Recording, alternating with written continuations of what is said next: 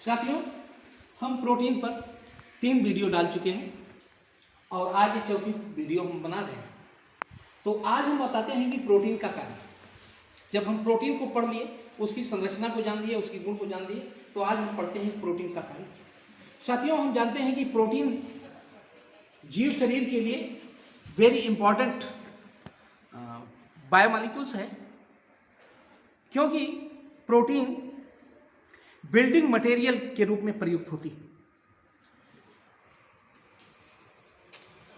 आप जानते हैं आप साथियों जानते हैं कि जो बायोमॉलिक्यूल्स होता है जनरली वह हमारे शरीर को ऊर्जा प्रदान करता है।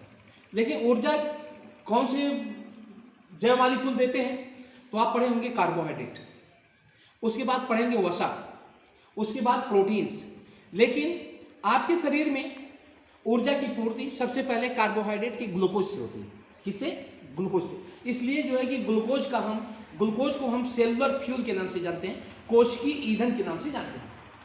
तो जब हमारे शरीर में कार्बोहाइड्रेट से मिलने वाली ऊर्जा जब समाप्त होती है, तब फैट वसा टूटती है, तब हमको ऊर्जा मिलता है। जब शरीर में कार्बोहाइड्रेट और वसा दोनों जब खत्म हो जाते हैं, तब लास्ट में हमारे शरीर को ऊर्जा कहाँ से मिलेगी? तब प्रोटीन साथियों टूटती है और प्रोटीन के टूटने के फलस्वरूप ऊर्जा मुक्त होती है, जिससे व्यक्ति का जीवन संचालित होता है। साथियों, इसका कार्य क्या है? तो हम सबसे पहले कार्य को जानते हैं। यह जीव द्रव्य निर्माण में सहायक होता है। जीव द्रव्य का निर्माण प्रोटीन के द्वारा होता है। आपको बताया कि यह ऊर्जा के रूप में जब हम कार्बोहाइड्रेट और वसा हमारे शरीर में नहीं बचता है, तब ये हमारे शरीर में प्रोटीन ऊर्जा के रूप में प्रयुक्त। यह शरीर में पीएच का नियमन करते हैं, मतलब पीएच को मेंटेन रखता है। यह एंजाइम के रूप में प्रयुक्त होती है। एंजाइम क्या है? यह प्रोटीन नेचर होता है, प्रोटीन की बनी होती है, और हमारे शरीर में जितनी भी जैविक प्रक्रियाएं होती हैं वह किसी न किसी विशेष एंजाइम के माध्यम से संचालित होती है। तो एंजाइम के रूप से, हार्मोन्स के रूप में हमारे शरीर में काफ़ी हार्मोन्स का संचार होता है, जो वृद्धि और विकास के लिए इम्पॉर्टेंट होता है और हमारे जैविक क्रियाओं का नियमन करता है। जैविक क्रियाओं के नियमन में हमारे शरीर में जितनी भी प्रक्रिया चलती हैं, या तो एंजाइम्स के द्वारा नियमित होती हैं, या तो हार्मोन्स के द्वारा नियमित होती हैं। तो और ये हार्मोन्स और एंजाइम दोनों प्रोटीन नेचर के होते हैं, प्रोटीन की बने होते हैं।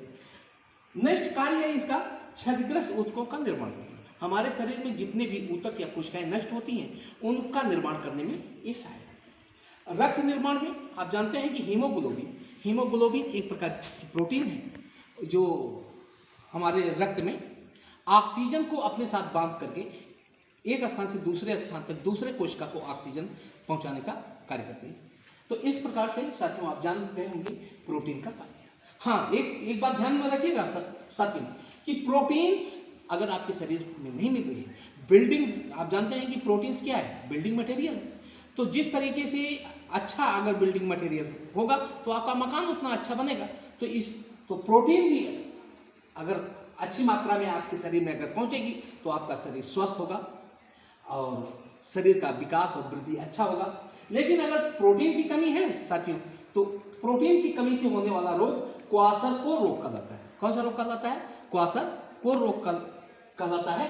तो आप जान गए होंगे प्रोटीन के कार्य क्या है, प्रोटीन की कमी से होने वाला रोग क्या है। तो साथियों, आप चैनल को हमारे लाइक करें, सब्सक्राइब करें, दूसरों को शेयर करें और इसका लाभ उठाएं। धन्यवाद।